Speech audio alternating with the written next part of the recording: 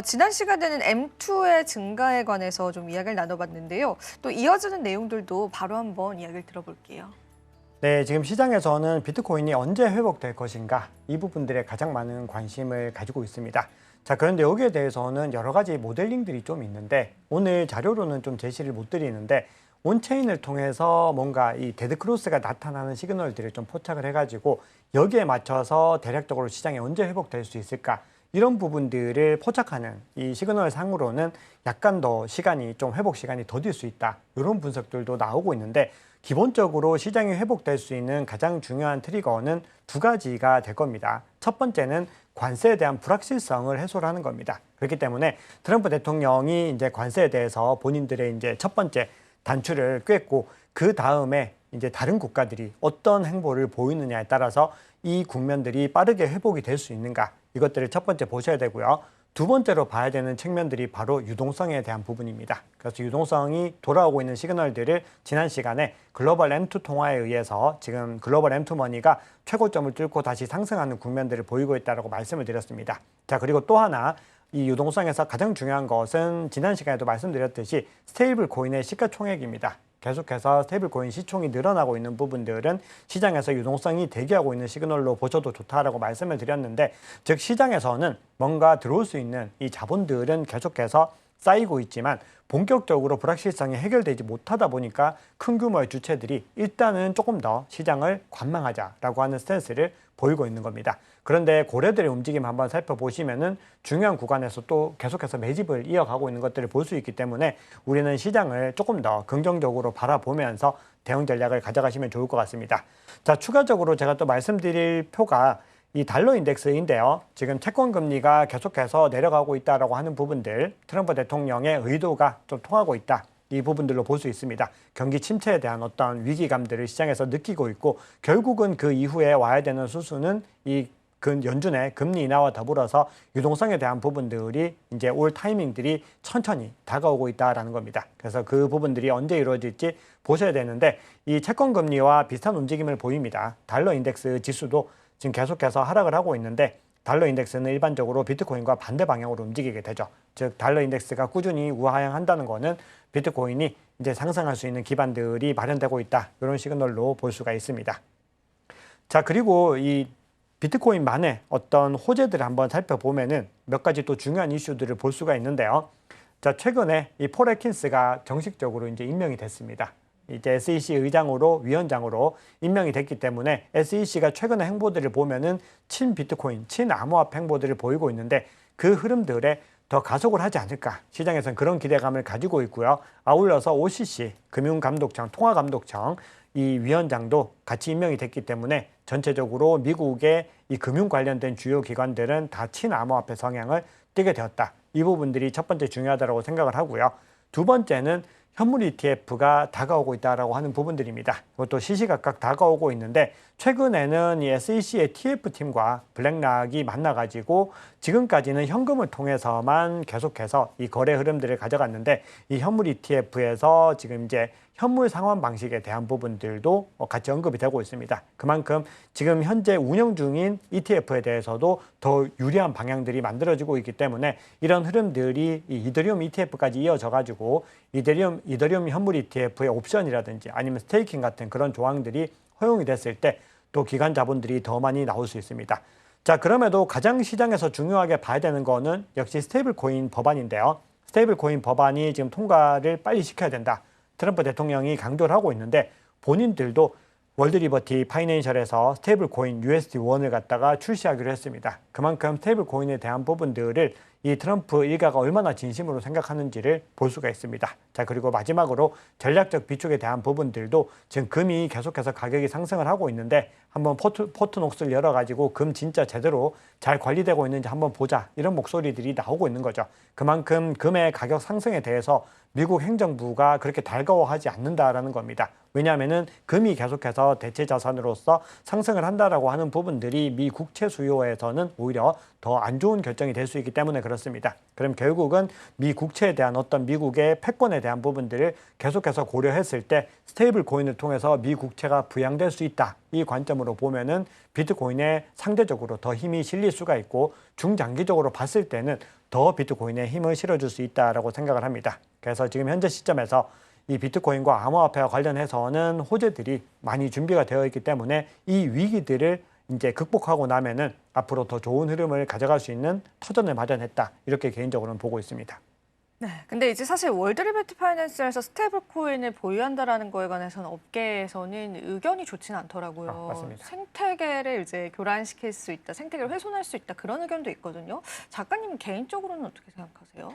네, 저도 그런 부분들에 일정 부분 동의를 하고 그리고 트럼프 대통령의 민코인에 대해서도 굉장히 많은 논란들이 있었습니다. 어떻게 보면 그 민코인에 의해서 이런 위기들이 촉발됐다라는 얘기까지 나올 정도로 상당히 부정적인데 결국은 이 출시에 대해서 시장이 그렇게 부정적으로 반응을 하면은 이 흐름들이 결국은 시장 플레이어들의 선택에 의해서 이루어질 거라고 생각을 합니다.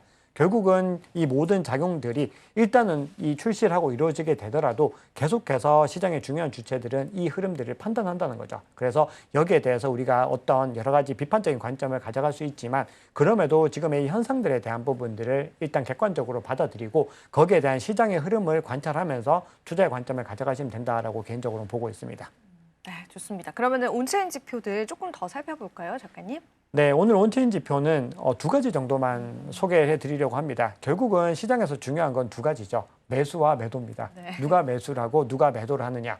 이 두 가지를 보셔야 되는데 매수의 관점에서 봤을 때 가장 큰 규모의 주체들입니다. 비트코인을 10,000개 이상 가지고 있는 가장 큰 규모의 주체들이 확연하게 매수세로 전환을 했습니다. 이 얘기는 아직까지 이 고래들이 봤을 때는 이번 대세 상승장 기간 동안에 가야 될 길이 멀다라고 관점을 가지고 있는 겁니다.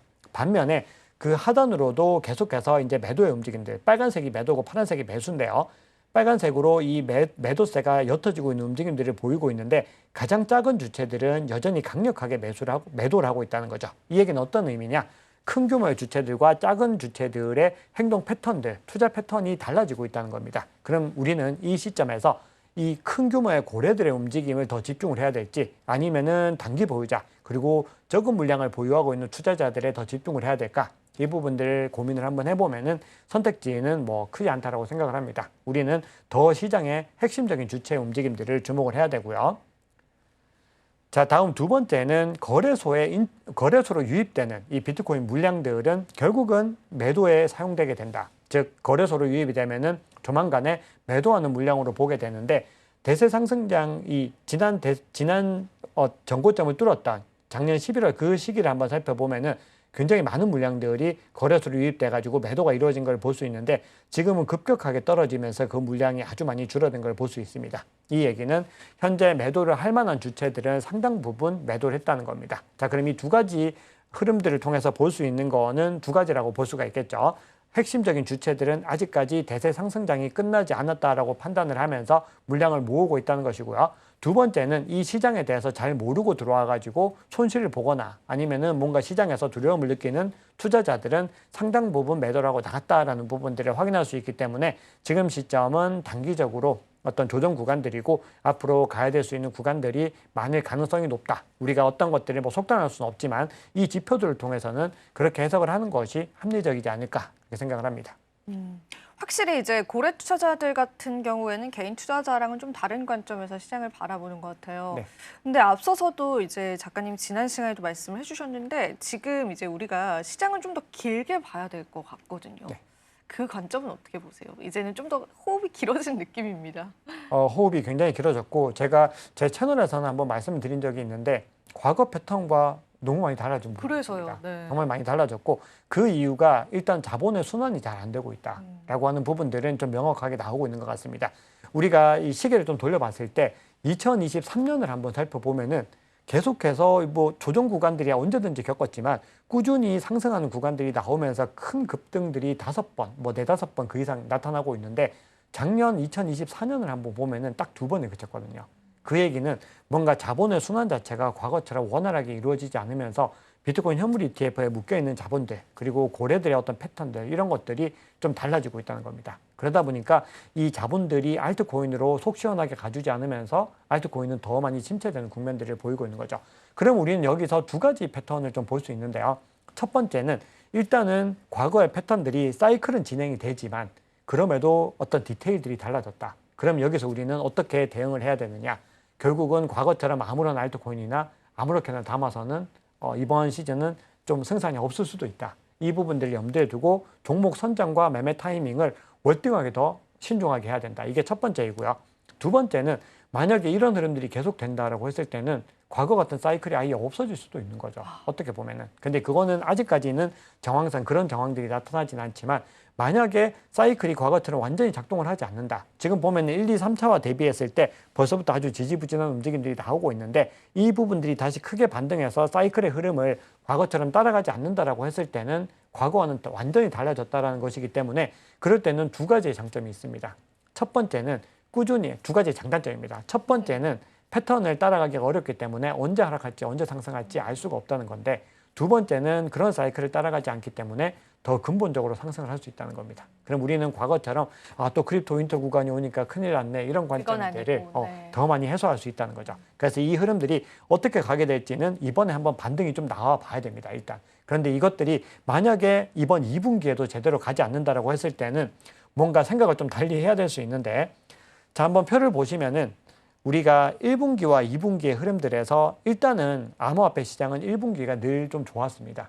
그런데 이 월별로만 따졌을 때는 4월에 굉장히 좋은 움직임을 가져갔던 걸 볼 수 있거든요. 보시면은 30% 이상 상승했던 구간이 굉장히 많이 있는 걸 볼 수 있습니다. 그만큼 특히 대세 상승장이 있는 구간들에선 그런 좋은 움직임을 가져갔고 하락폭도 생각보다 그 다음 5월 달이나 비교했을 때 상당히 적은 걸 볼 수 있습니다. 그만큼 전통적으로 이 4월 달이 좋은 흐름을 가져갔고 또 하나 중요한 부분들은 대세 상승장이 1분기에 주춤했을 때는 2분기에 좋은 흐름을 가져갔다는 겁니다. 그런데 만약에 이번 2분기에도 계속해서 부대끼는 흐름들이 나타나게 됐을 때는 우리가 사이클 관점에서는 너무 사이클주의자처럼 반드시 사이클이 돌아올 거야라는 관점보다는 조금 더 냉정하게 이 시장의 근본적인 부분들을 판단해야 되는 시기가 될 수도 있다는 겁니다. 하지만 그럼에도 아직까지 그런 정황들이 온체인 시그널이나 다른 여러 지표들에서 나타나지는 않고 있다. 명확하게 나타나지는 않고 있다는 부분들이 중요하기 때문에 지금 시점부터는 시장을 더 예의주시해야 된다고 생각을 합니다.